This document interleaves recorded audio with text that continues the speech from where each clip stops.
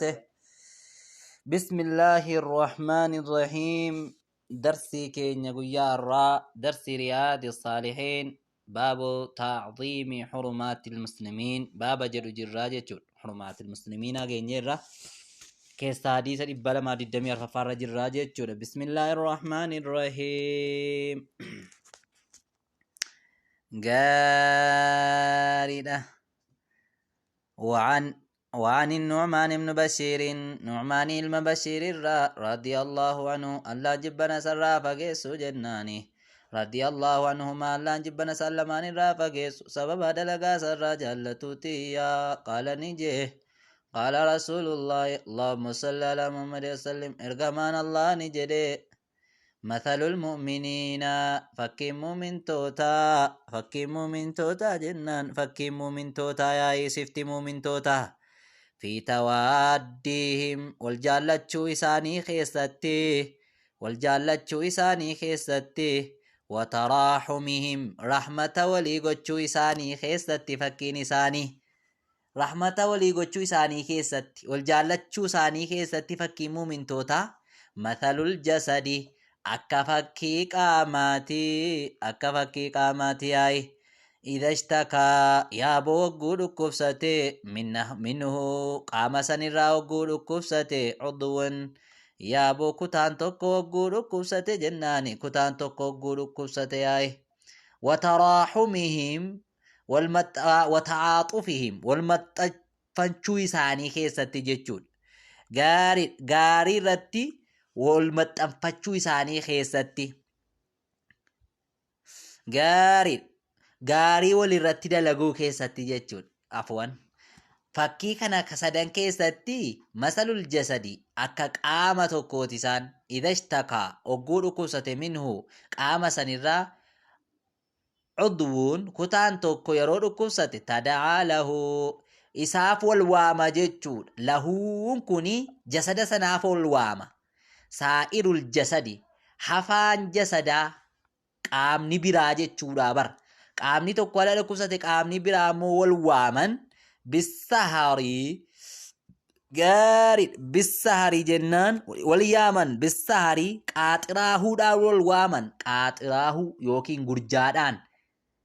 tahuudhaan wal waaman wal hummaa ammas lagdamuudhaan wal waaman rommuudhaan jechuudha. Bar akkas jechuun qaamni tokko yeroo dhukkubsate qaama kana keessaa qaamni inni kaanis ol waamee dhufee gurjaa wajjin bula jechuudha. Bar qaama isa dhukkubsatu kana wajjin gurjaa bula. Wal hummaa yeroo rommullee wajjinumaan romma qaamni hundillee jechuudha. Yoo mataan qofti dhukkubsate qaama hunda gurjaa bula. Yoo miilli dhukkubsate qaama hunda tol waamee gurjaa bula. Yeroo rommullee wajjinumaan romma. Mu'minni akkasii wal jaallachuu isaanii keessatti wal maxxanfachuu isaanii keessatti rahmata walii gochuu isaanii keessatti muttafaqun alayhi Bukhaarii Muslimii jechuudha. Hadiisa kanarraa gabaabumatti nuti fudhannu maali? Muslimni muslimaaf qaama akka ta'e irraa hubanna jechuudha. Walii rifatuu isaanii irraa hubanna, wal jaallachuu isaanii irraa hubanna jechuudha. Hadiisni 225 waan Abii Hurayrata radiyallahu anhu qaala أبا هريرة رضي الله عنه الله جبنا سرا فقسو جنان قال نجدوبا قبل النبي اللهم صل على محمد وسلم إرغمان الله ندونغته إرغمان ربي الحسنة حسنين دونغته إرغمان ربي تو حسنين دونغته حسن المعلي دونغته رضي الله عنهما الله جبنا سلمان را فقسو حسنين راس علي راس Hasan kun Hasan ilma Aliyyi kun ergamaadha maaliya kaakayyuudha ilma Faaxumaati ni dhungate ergamaan. Wacindahu haala bira jiruun eenyu Aqra'u ibnu Haabis Aqra'aan ilma Haabis immoo haala ergamaa bira jiruun iyyuu ergamaan rabbii mucaa xiqqoo ofitti qabee dhungate. Faqaala ni jedhe Aqra'aan faqaala Aqra'iin ni jedhe inna lii anaaf taadhaa jedhe ashratun kudhantu ta'aadha jedhe annama kudhaniin qaba jedhe minal walad ilmoorraa kudhaniin qabaa jedhe maa qabbaltu takkaan dhunganne jedhe minhum isaan kanarraa ahadan nam tokkollee dhungadheen beeku jedhe. Subhaanallah ilmoo kudhanan qabu kana keessaa tokkollee takkaan dhunganne jedhaa bar. Fanazara ilayhi ni laale garasaa Rasuulullah sallallahu alaihi wasallam ergamaan rabbi achumaan garasaa laale gara namticha kanaa. Faqaala ni jedhe man laa yarham nama rahmata namaaf hin goone jedhe laa yurham rahmata rabbiin isaan godhu jedhe. irrahmatamu jechuudha. Namni rahmata namaan goone irrahmatamu. Isa kanaafu ati rahmata qalbii kee keessaa dhabde ilmoo kee takkaan nu ganneeti wanti nu galchu hin jiru jedhee ergamaan Rabbii sallallahu alaihi wasallam rahmatummaa barbaachisa jechuudha bar ijoolluma kana ofitti qabdee dhungatuun yookaan ijoolluma maxxanfachuun jechuudha bar keeyyuu kanamaayyuu jechuudha. Muttafaqun alayhi riwaayaan kun hadiisa Bukhaarii Muslimii jechuudha. Hadiisa kanarraa sodii nuti hubannu maali? Rahmata walii gochuu rahmata qabaachuurraa jechuudha nama mararfachuun kan kee ati. Hadiisni 226 وان عائشة رضي الله عنها قالت عائشة ربين جبين سيرا فقسو نجد قدم الناس نمونين دفن من الأعراب باديار راكنتان أعراب جتور باديات على رسول الله صلى الله عليه وسلم رقما ربي ردفن فقالوا نجدا أتقبلون صبيانكم ندنغتنيسن sabiyyoota keessan ni dhungattanii jedhanii gaafatan. Hin dhungattuu sabiyyii keessan ijoollee keessan sabiyyi ni dhungattuu jedhanii ergamaa Rabbiitiin dhufanii sahaabota fa'iin. Faqaala ni jedhe ergamaan na'am ni dhunganne deeni ijoollee keenya. Qaaluun ni jedhan jarri immoo laakinna akkana jennu garuu wallaahi immoo maa nu qabbilu hin dhungannu jedhan jarri Araabiin baadiyyaa sun. Takkaa ijoolluma keenya hin dhungannu jedhan subhaanallah. Araabiin bar namni baadiyyaa kun sammuun isaa goggogaa bar. فقال رسول الله صلى الله عليه وسلم إرجمان ربي نجد أو أملكو سأنن كبا نندندا مالغان أن نندندا إن كان الله يا ربي انتهي نزع كنفوده من قلوبكم قلبي كيسا نرى الرحمة رحمتك الربي قلبي كيسا نرى فوده يوتأي أن قلبي كيسا انتدي بسو نندندا أن دندو جچو ساتي بر ربي الرحمة قلبي كيسن كيسا فودي سين غوغوسيتي متفقون عليه بخاري مسلم حديث كان الرالي وني نوتي فدان مالي غرابل لنا جولي سبيي رتي ijoollee kee ta'us kan nama biraa ta'us akkati garaa ballattu nu leenjisa jechuudha. Yoo garaan ballanne yoo ijoolleen mararfatiin akkati rahmata qalbii keessaa hin qabne irraa hubanna jechuudha. Hadiisni 227 وعن جرير بن عبد الله رضي الله عنه قال رسول الله صلى الله عليه وسلم نجد إرجمان ربي من لا يرحم الناس نمني رحمتنا ما في قدين جاريدا من لا يرحم الناس نمني رحمتنا ما في قدين لا يرحمه الله ربي رحمة يسافين قدو وجد إرجمان ربي رحمة يسافين قدو جتشودا بر مالي في حديث براخي ستمو مال جي ربين الراحمون يرحمهم الرحمن ورّي رحمة وليب قد أنو جد ربي تجاهم رحمة قد جد ارحموا من في الأرض يرحمكم من في السماء كما جد جتشو رابر جاري متفق عليه بخاري مسلم جتشو حديثة كان رالي وني نتوبا نمالي جنان رحمة ولي قدشو كيسا أكا ربي رحمة نو في اللي قد إراهو بنا جتشو يولي رحمة قدين أكا رحمة ربي اللي نراج إتو إراهو بنا جتشو أديني إبلا مفاد الدمي سدت تفاوى عن أبي هريرة رضي الله عنه أن رسول الله صلى الله عليه وسلم إرغمان ربي قال نجد إذا صلى أحدكم يرو صلاة تكون كيسا للناس المناماتي يرو صلاة فليخفف هاسا سلبسو هاتي تكيسو فإن فيهم إسان كيسة تهاد الضعيف لافا ددبات تهاد والسكيمة ركوستات تهاد والكبيرة دلومات تهاداتي تكون كيسا يرونا ماني ماما تون ديرسيني أغاقباب سجد شورابر وإذا صلى وقو صلاة أحدكم تكون كيسا لنفسه جتشون أي لوحدته قبا إسا يرو صلاة لنفسه لبون ميساتي يرو صلاة قبا إسا يرو صلاة فليطول هادرس ما شاء أما فدي هادرس جوزي تكو ساقرو جوزي لما هاقرو قبا دابتا جرتانان ولكن نما دابتا رتاناني نما سنكيسا واحد دو تجراتي حاسا سلبسو هاتي تكيسو رحمتها قدوف جتشو رابر متفق عليه بخاري مسلم جتشو وفي رواية كون جتشو جاري وذا الحاجة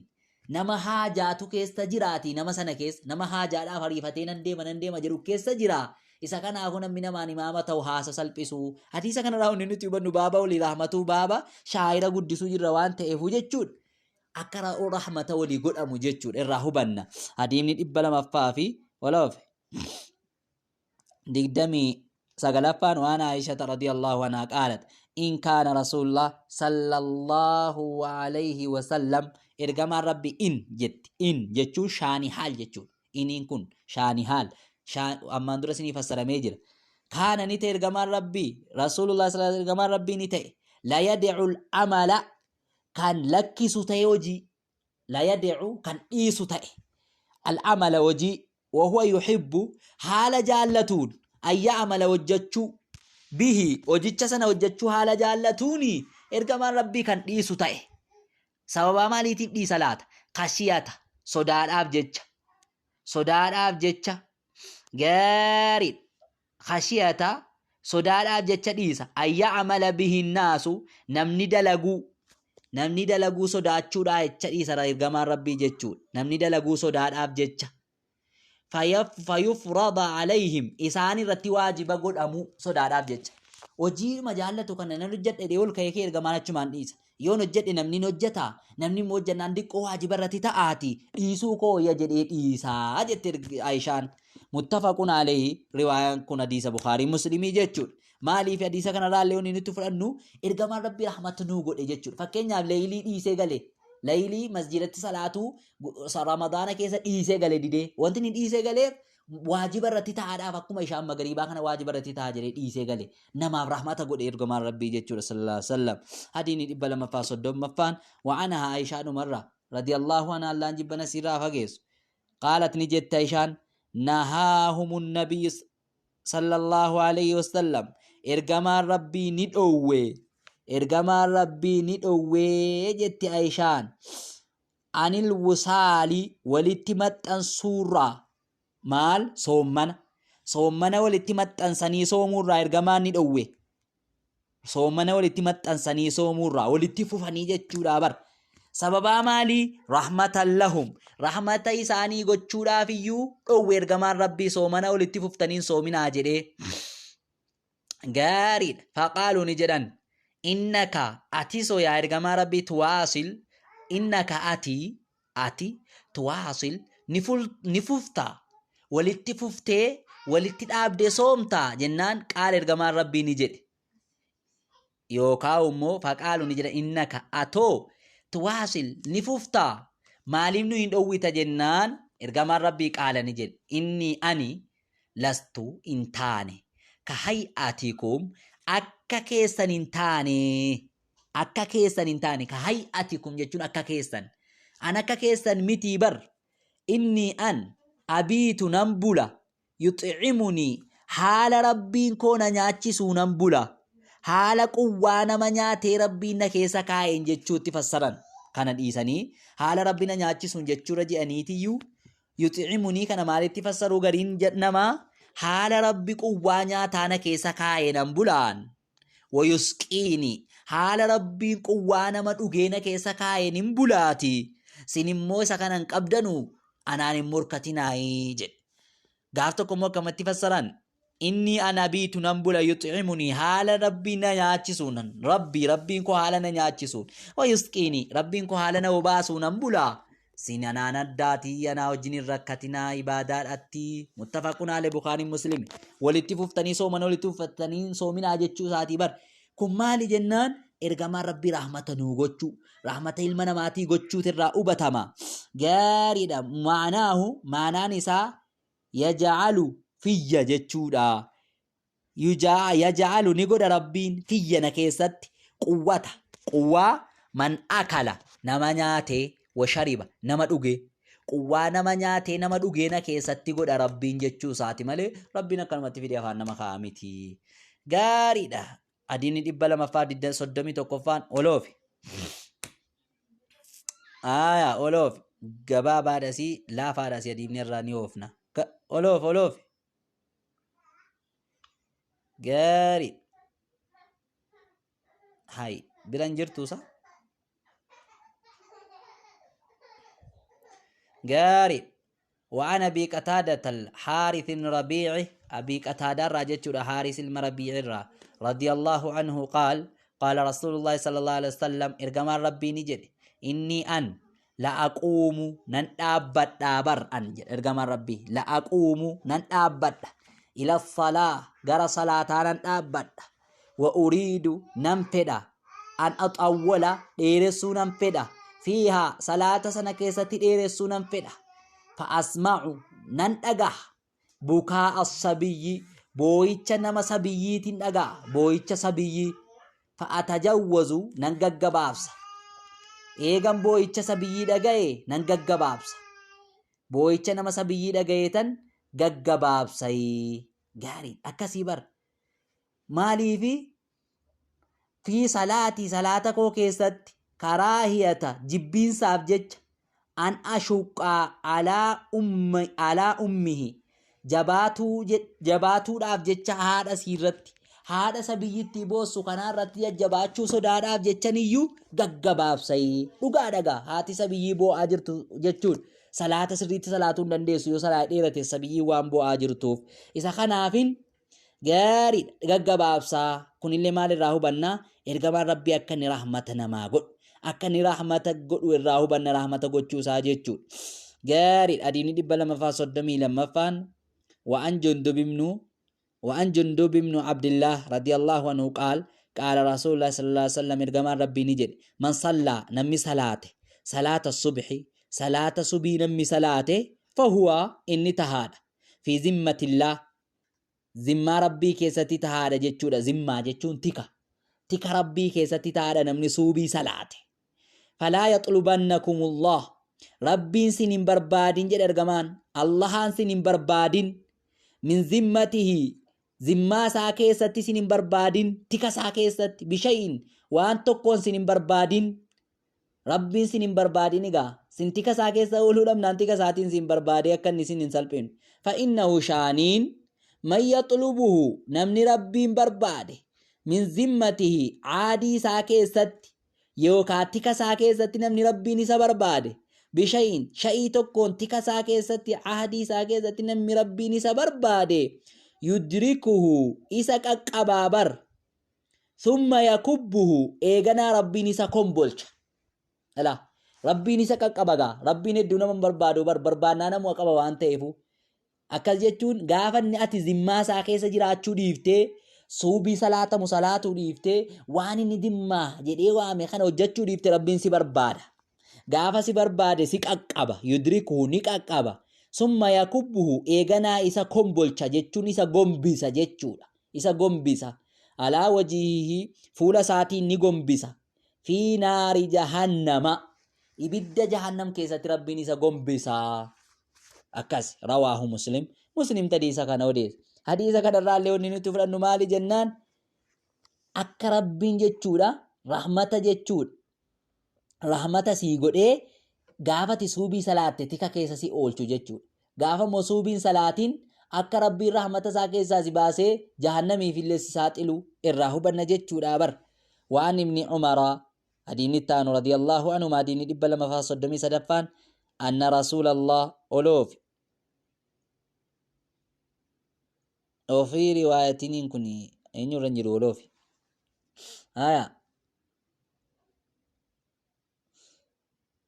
أولوف وفي رواية تكرر بعد وفي رواية كون كيستي من صلى صلاة الصبح نمي صلاة صبح في جماعة زم ربي كيستي جراد خنوم غاري أديني إبلا مفاصد دمي سدفان وعن ابن عمر رضي الله عنهما أن رسول الله صلى الله عليه وسلم عبد الله المؤمر ربي جبنا سلم عن رافقه سوسابا دلغا سرن راجالتوتيني أن رسول الله صلى الله عليه وسلم رغمان الله قال نجد المسلم مسلمني أخو المسلم وبليس مسلمات لا يظلمه إسا يميد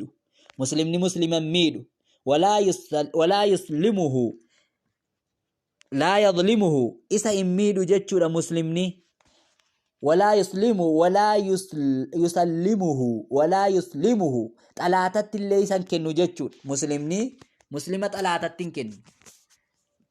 كنو جچود من كان نمنيت اكز جچونغا طلاتا فيسن ساتلو جچود ابر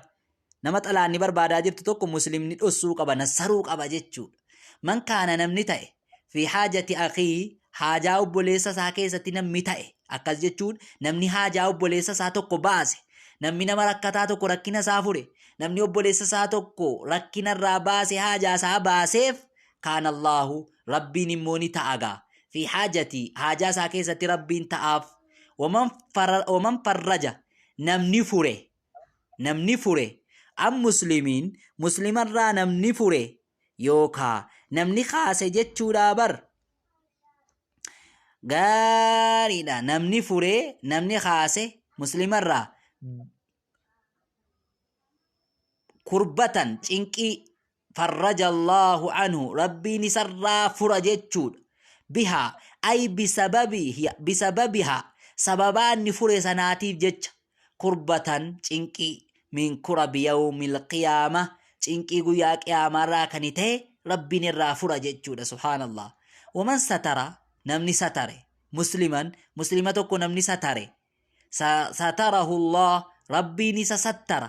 yawmal qiyaama guyyaa qiyaamaa rabbiin isa sattara namni nama muslimaa tokko aybii isaa dhossee fi sattaree fi irra dabree fi facaasuu dhiise rabbiin guyyaa qiyaamaa aybii isaa sattaraafi jechuudha muttafaqun alee bukaariin muslimi hadiisa kanarraallee gabaabumatti nuti fudhannu rahmata walii gochuu irraa fudhanna jechuudha yoo namni jechuudha haajaa qabaate haajaa isaa baasuufi yoo namni rakkatee jiraate rakkina isaarraa baasuufi yoo namni cinqamee jiraate cinqaa isaarraa kaasuu yoo namni sattaramuu barbaade sattaruu irraa hubanna jechuudha muslimni muslimaaf akkas ta'uu qabaarraa hubanna inshaallah hadiifni kana caalni dheerataa bakka kana bulla wasalli allahumma ala nabiyyina muhammad وعلى آله وأصحابه أجمعين وبالله التوفيق